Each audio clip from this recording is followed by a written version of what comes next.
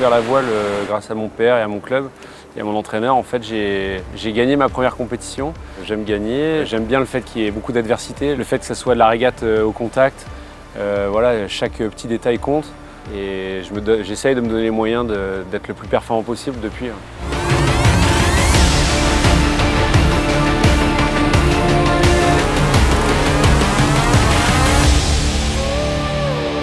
Cette année, quand j'ai décidé de rembrayer, je savais que l'étape importante, c'était de faire monter mes stats pour les Jeux, parce que l'objectif, ça reste les Jeux.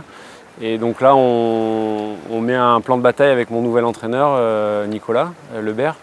Et on se dit, voilà, premier rendez-vous important, le mois de mai 2022, c'est le mondial. Et voilà, j'ai gagné mon premier mondial senior en laser. Ça faisait longtemps que je courais après. Ça fait plusieurs fois que je passais vraiment pas loin.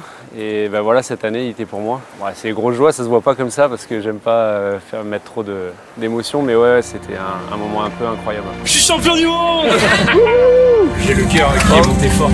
Et il est pas prêt de redescendre, ça fait plaisir.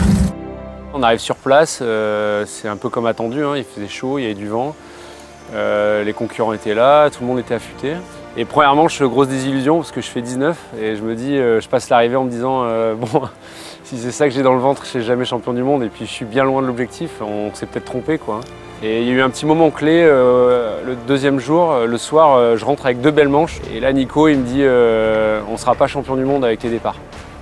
Alors moi je tombe un peu dénu parce que mes départs ils m'ont suffi à faire 2 bonnes manches, mais il me dit voilà on est en qualif, donc demain soit tu mets un peu plus de risques, soit tu es un peu plus précis et sans doute un peu des deux. Le lendemain, premier départ, je pars premier comité, ce qui est un truc que je fais rarement. Boum, ça fait une bonne manche et ça a fait que les bons départs m'ont emmené des bons passages au vent. Donc après tous les jours se sont enchaînés jusqu'au dernier jour où je me suis mis une petite frayeur.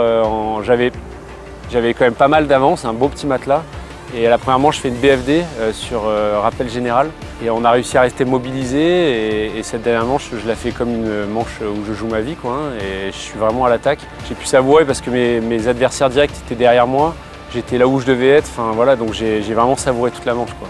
Et je fais une manche de 7, donc ça me suffit. Je suis devant mes concurrents. Et puis là, voilà, je passe la ligne. C'est l'émotion, quoi, hein, c'est gros moment. Hein. Ouais, génial, génial. Il y a Ben Hensley, Slingsby, Robert Scheidt, Tom Burton, enfin voilà, Pavlos, Contides, Nick Thompson, c'est des mecs qui, bon, pour certains c'était des adversaires, pour d'autres c'était des modèles quoi. Mais ouais, cette plaque où mon nom apparaît maintenant, c'est quand même assez incroyable de se dire que voilà, ça a été gagné par des grands champions aussi.